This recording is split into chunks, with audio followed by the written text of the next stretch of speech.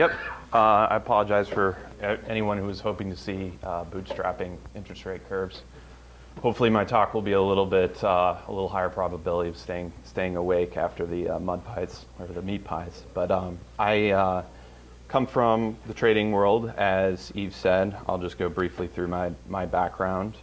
I began my career as a market maker at Citigroup and headed to New York to a hedge fund called Visium Asset Management in 2006, and then went on to a small macro shop called Sabretooth Capital, and then I founded ARC shortly thereafter.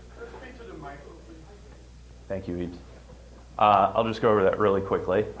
Just started as a market maker and was head of derivatives trading at Visium Asset Management, and founded ARC in 2013.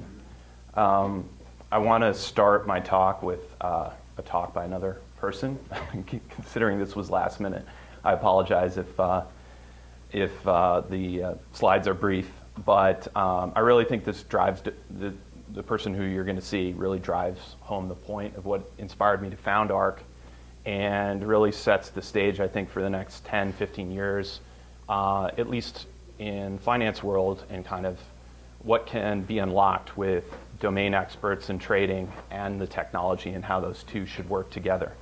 So I will play this. It's about 4 minutes long. So hopefully the volume. Let me pause it here.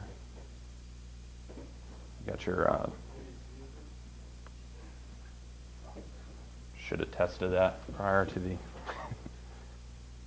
it going?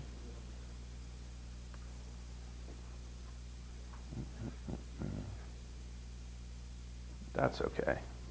We can skip this. I don't know. Anyway, no, it's okay. Sean Gorley founded a company called Quid, and he was going to. The clip I was going to show you talked about a speed chess competition, and what's really interesting about this is. It's pretty well known that supercomputers and grandmasters combined should have a very high chance of winning chess competitions over human alone.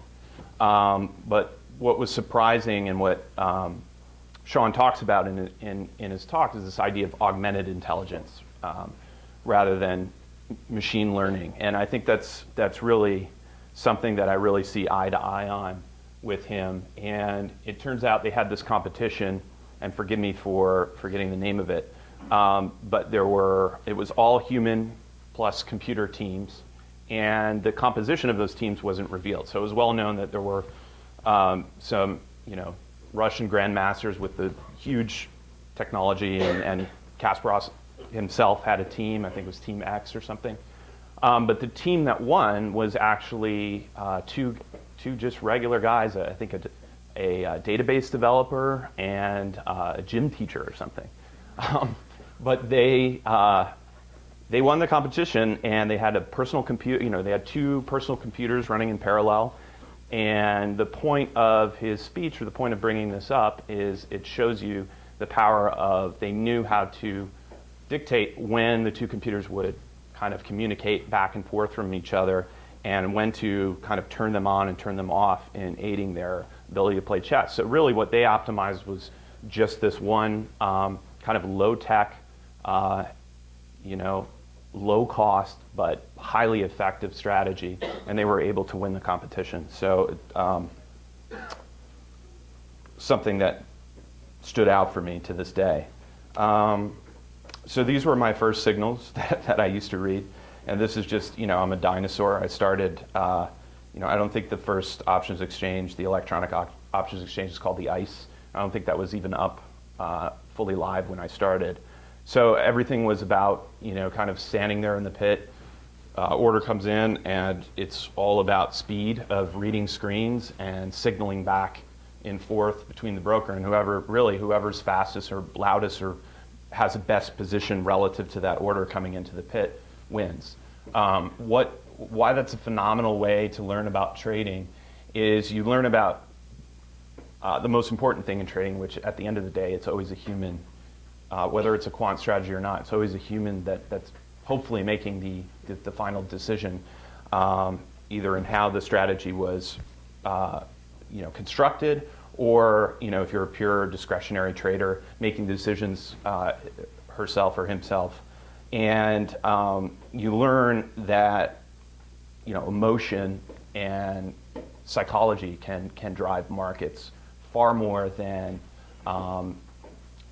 some sort of stationary signal. And capital markets and financial markets, I think, are more about social psychology than they are about statistics. And so learning, being in a pit, you see eye to eye, whoever you transact with.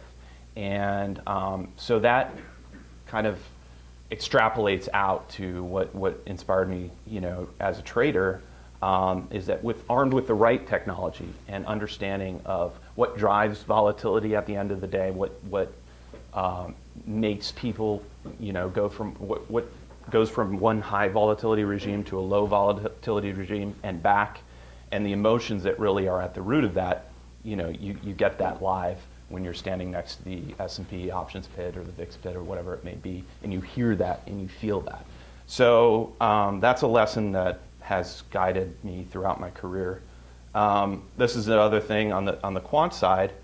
I think that this is just a slide about peak data that I put together, but this is every minute of the day, and it's one of those infographics, and it just shows you that this idea of big data and how much information there really is to process. And I think that what I love about finance and combining that with science is, quant is really empirical finance. So if something doesn't work, you lose money. And there's this idea, I think, more in the tech world or business consulting or sales, that you can just throw a bunch of data at something, apply some machine learning algorithms, and that in finance, it's not that simple. So I think we're at the point now where people are going to realize that just collecting all this data, synthesizing it, organizing it, and being able to have algorithms guide the user, guide the domain expert to really quickly drill down into what is the important signal that we want to extract from this data. So to me, that will always be kind of a human decision, and that's where the creativity and the innovation really comes from, and dealing with such a massive data dump. So I'll get to the Python really quickly. I don't, I think everybody gets, why Python, but for me, I'm more of a trader than a data scientist or a computer scientist. So what attracted me to Python is the fact that you can really take this large library and any module you can drill into the code. So if there's someone that comes along with, like a pandas or something like that, and you want to know, hey, can I improve on little elements of that module? It's always there. The code's always there, and that's why I think the crowd, I talk about crowdsourced debugging, but the rapid innovation that occurs with Python and why people, have gravitated towards Python is because people like me, who have very little to no computer science background, can come to this world, and it makes sense. The code is intuitive to me. So that's something that's not always the case in other languages, and this is just a chart from popularity of different languages, and I think the only ones that are trending higher. I mean, if this were a stock chart, it wouldn't take a child to see that the two ones are OpenCV or Objective-C, and Python that are not declining in popularity.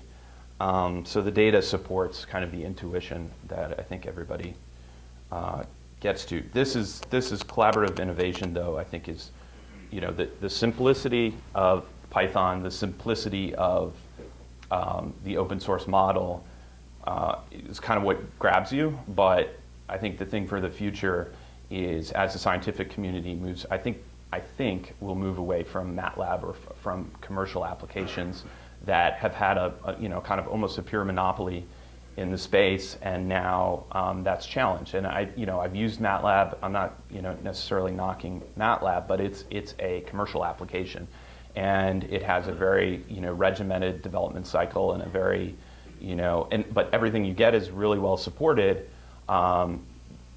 For a large institution, that's good. For someone like me, who's a small startup, Python, just the upside of Python is the flexibility, and really you're dealing with Python developers all over the world from all different walks of life. So that's the thing that excites me about this. This is just a book that also inspired. I founded another company called OASR, and OASR kind of houses the IP that the hedge fund license. And it's the Idea Factory, and this is the Bell Labs story, in case you haven't read it. But what stands out to me in this story is, in the invention of the transistor and the silicon age, really started as a collaboration. And it wasn't just a quantum physicist and 5 quantum physicists sitting there thinking about theoretical physics. It required a machinist, a physicist, and an industry guy. And I think that what made Bell Labs so great is the fact that industry can really drive innovation if you create a kind of walled off center where you can attract academics, plug them in for 3 years, and kind of tell them to have license to create. However, for a very specific application, so that you're always optimizing to something that has to have real economic value at the end of the day. And so this book is great in talking about that. And then this is another book I really like called The Symbiotic Planet, and it just really debunks kind of common intuition about evolution and everything. There's a great story about the mitochondria in the cell and how it really was a series of bacteria evolving together, and that this we wouldn't really exist without collaboration and cooperation. And that's something that I think in a kind of, when you're raised in this kind of idea of Darwinian market theory where more competition is better, this kind of changes things. And that's, to me, also really encapsulates the power of Python. So last thing I'll talk about is just Arc and what Arc is, and everything I've been talking about. This is my favorite show from growing up, but the idea of Arc is really an A-team of domain experts who, up until now, without the power of the technology and the scalability, you couldn't really compete unless you're a big bank and you have 5,000 developers and a real heavy-duty implementation team. Now what you can do with a very small team and power of things like Python allows you to innovate in a way that I think is very difficult at a large institution. So I think large institutions are good at going out and buying innovation, but taking that innovation and then expanding it out is difficult. So that really guides me in why I formed Arc. And I think that hedge funds and fund of funds in general are having a problem justifying their existence outside of a handful of really big shops that kind of own the space, and then the other 7,000 and the other 7,500, whatever your numbers are kind of all competing in the same framework. So there's very little that's come along in the last 10 years that has kind of turned the model around. Everything's going towards over-specialization. So finance has become like a doctor only learning about the hand and knowing nothing else about the body, and therefore trying to practice medicine without knowing if there's other related issues in the body. They don't know what to do. And finance is the same thing. I was the perfect example of that. I was an equity and convertible options trader at a healthcare equity long short hedge fund. So it's like extremely specialized. And I think what you'll see now in the next 10 years as these big funds try to justify the fee structure is hopefully more innovation. So a lot of guys like Ray Dalio, who runs the largest hedge fund in the world, or Paul Tudor Jones, a lot of these guys are talking about that now. And I think I think Quant is going to push the forefront of that. Now, so I've kind of gone backwards in this, but the main point there is that discretionary and quant are fundamental and technical, and all these things have kind of two mutually exclusive worlds. And I think that's just silly. I think that a good fundamental trader, there's no reason why they shouldn't have the ability to at least digest real-time, high-frequency data coming in at the same level and develop algorithms themselves, which frankly it's not hard to build some of the off-the-shelf sell-side algorithms that most of the buy-side uses, develop that themselves and innovate too. And for me, I think Python's the platform to do that. And it's now becoming possible to use Python for everything. So before, in finance, it was just for, kind of R&D and, a glue language. And now, Python is becoming something that can be deployed all the way through. So that's not something that was possible even 5 years ago. So this is my joke about a hedge fund in a box now, and just what you can do. I usually run a simulation on my laptop when I'm giving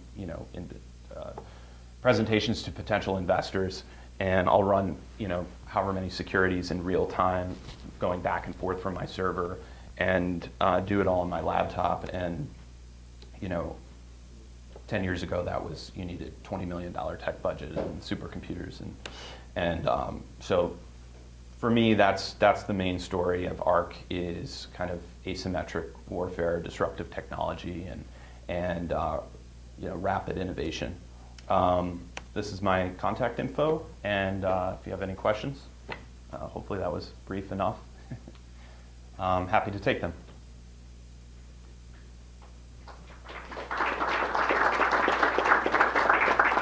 So, can you give details about your architecture? Everything is homegrown, or you guys have? No, there's core parts of the technology that I've bought off the shelf, and then stuff that we do in Python really is about building bridges back and forth with various data vendors. So, I'm not reinventing the wheel. Like, the parts that work well in the system should be treated more as a commodity. Where I think the opportunity is companies like Thomson Reuters and Bloomberg. I mean, they just dominate the space, especially on the fundamental side, where you don't, on the discretionary hedge fund side world, where you don't have a big development team in-house, and people just don't know what's possible. So what I've done is I just didn't have the resources to go out and spend 3 years building everything from scratch. You take data feeds, tick history data,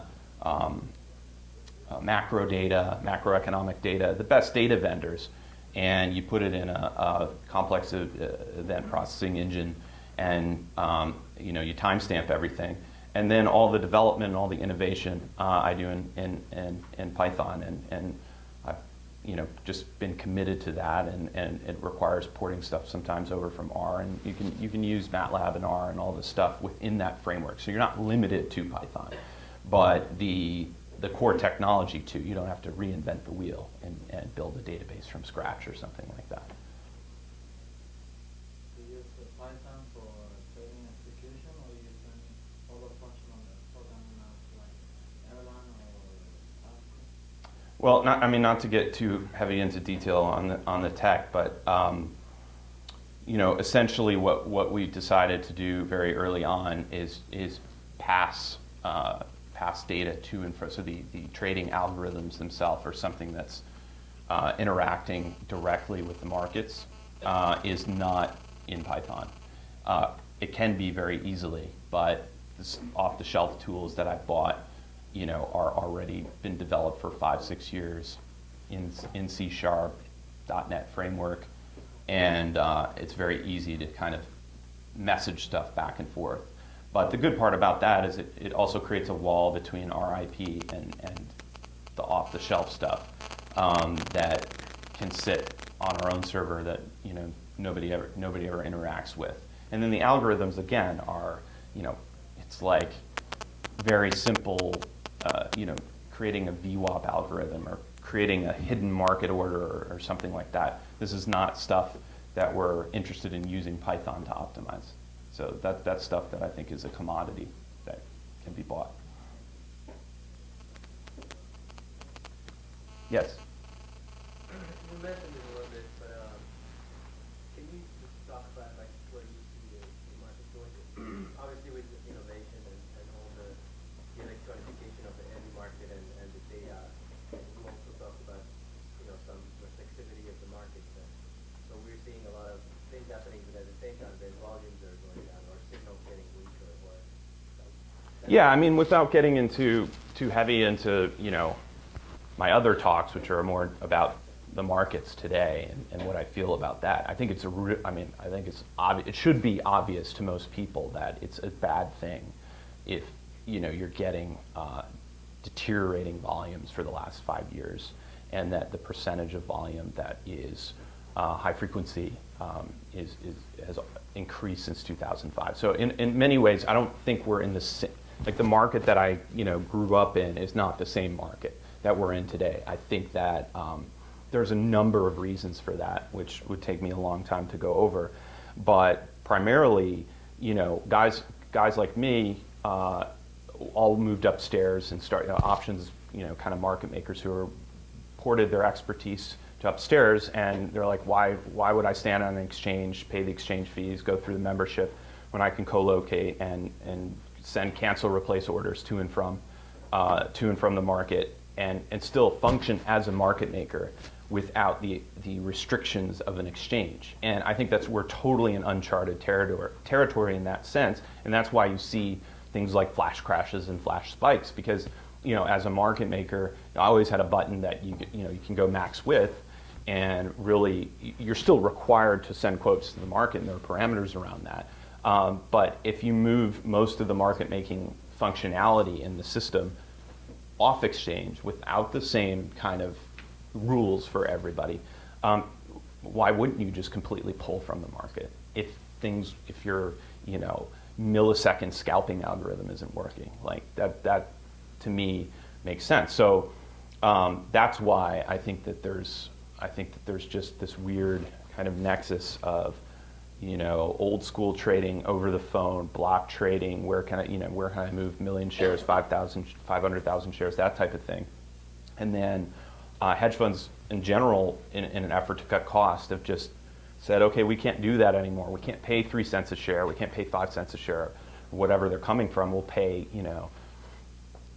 we'll pay 1 cent a share and less for an algorithm that we can just plug into the machine. So the declining volume is related to that. And I think when we get the next crisis, or we get and ARC is kind of a product designed to hedge against that. But when we get the next crisis, we'll see the fragility of the markets today, and just how quickly that liquidity evaporates. Yeah. Is the model and all that you're trading on, is that also a function of the capital that you have? Like in the sense that if the capital that you manage went above a certain threshold, then this model can't. Well, the model is not, again, this is not a pure quant fund. So the model there aren't hard parameters for how we trade in the market. It's, I think the pitch is we're a global macro discretionary fund. And we use these tools to refine our trading and really have 24-hour visibility. Basically what we do is we digest everything that's coming from the market. And that allows us to kind of pick our spots and informs the decisions that we're making. It's primarily a volatility strategy. So what's important in that is, recapturing premium from the market. And that's more of a quantitative strategy in that it's systematic. But there's no set plan for how we deploy. It's really based on our discretion. So technically, there are quantitative strategies with their discretionary, so just their discretionary execution, but you use quantitative strategies to Validate. no, validate is not the right word I'm looking for. Supplement. Yes. Whatever your opinions are. Yeah, I mean that's what I think, you know, what I wanted to show in the Sean Gorley clip was essentially that. It's that, you know, if we can better inform our decisions from when I start. I mean, essentially when I started as a market maker, my job was to write myself out of a job, essentially. So all my thinking process and how I would trade and market make volatility was scripted into a very kind of, you know, it's not arbitrary, but brand new way of bucketing the different risks that you're trading, and then moving your markets according to that. So, you know, my whole life has kind of been about leveraging or supplementing, as you said, the decision-making process with technology that can do stuff that humans can't. And so, again, the clip starts with saying, like, look, the human and supercomputer team is greater than human. But it's not, I think, what we're missing as it's not just in finance, is that, okay, if we just get to spend the most money possible, we spend, you know, $50 million of this, and all the pipes coming to and from exchanges into the city, you know, all that cable is about these, what I think are really asinine things for our society long term, like shaving milliseconds off, you know, this co-location. To me, that's just regulatory arbitrage. That's not something that's an innovation for society. So there's this idea that if we just spend all this money and we do this, you know, we'll always have the cutting edge technology. I think that's BS. I think that the innovation comes from, you know, a better marriage between the discretionary and the quant. I'm sure other people will disagree with me on that, but that's my take.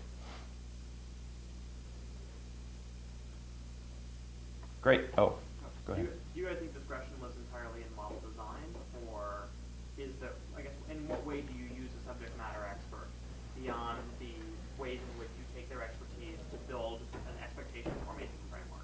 Yeah, I mean, what we sell, I mean, I think my product would be just a fee-for-service product if I didn't collect kind of the, you know, the A-team of what I think are domain experts we just sit there and say, you know, these are the 5 risks that we see in the world today. And then we go through a domino kind of progression of, okay, if, you know, China credit continues to deteriorate, if you have deflation in Europe, if you have, you know, geopolitical risk in the Middle East, if you have, you know, all these things are buckets, right? And then we kind of link together, okay, these markets will move first and that will influence these markets and that will influence these markets. And the quant stuff comes in to say, okay, if the client agrees with you on that risk and has given you money to invest in that way on your judgment call, which still requires, you know, looking into the future, so to speak, you know, what's the best way to monetize that? So if you say, okay, you know, Australian banks are in trouble if, you know, the Chinese economy tanks, and what's their exposure, and you want to trade some sort of security on that thesis, there's no reason you shouldn't use the best of quantitative techniques to identify how to structure the trade, how to monetize it. So that's where that's how the marriage happens, and that kind of is in essence, as I said, a newer thing where a lot of big shops have just silos. Here's our quant PMs, here's our fundamental macro guy, here's our long short equity guy, and that's just the nature of how money is raised in this space. And I think that's an artifact that will go away. Or that's what I'm betting on. Yes? Are you using non-traditional quantitative information outside of the market? Yeah, I mean, when I say quant, it's really, you know, quant means like vastly different things to different people, right? Everything from like just pure statistical arbitrage and you're just dealing with a time series to, you know, all the hot fad of mining internet data and social media to kind of predict risk. That's not our forte. We stick to just the kind of standard macroeconomic data, time series data, bond data. But even in that sense, it's there are a lot of fundamental PMs who will talk about earnings, and I just went on a road show with this corporation, and their body language doesn't look good, this and that. I've analyzed the company this way, and then they'll be like, oh yeah, but the chart looks really bad, so I'm going to sell. There's this. I think that's going to be arbed out. That's where Quant can really come in, and that's just digesting the time series, digesting these other data, and it's really kind of a race between funds that aren't pure quant shops to still compete and inform that fundamental analyst's decision about why he's selling Microsoft. That's not just like looking at a chart. Not that some people aren't good chart readers, but Great. Thank you very much for having me. Thanks to Yves and for Python Quant. And my contact info drop, but you can just, if you have any other questions, you can just talk to me after this. Thanks.